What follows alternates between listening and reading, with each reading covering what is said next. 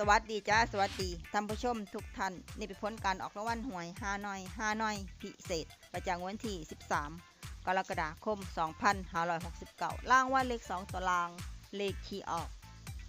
6565รางวัลเลข5ตัวรางเลขที่ออก79265 79265รางวัลเลข2ตัวบนเลขที่ออก5757รางวัลเลข3ตัวบนเลขที่ออก857รางวัลเลข5ตัวเลขที่ออก58857นี่ก็เป็นผลออกวันหวยฮานอย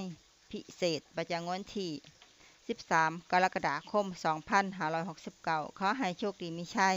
ถูกหวยฮานอยพิเศษได้รับเงินกันทุกคนด้วยจ้าฝากไว้ได้จากซับสไครต์กดติดตามและเป็นกำลังใจขอบคุณทุกท่านที่เข้ามารับชมและรับฟังแล้วมาพบกันใหม่ในผลการออกหวยฮานอยในเวลา 18:30 นาทีในฮานอยปกติสำหรับครั้งนี้ขอบคุณและสวัสดีจ้า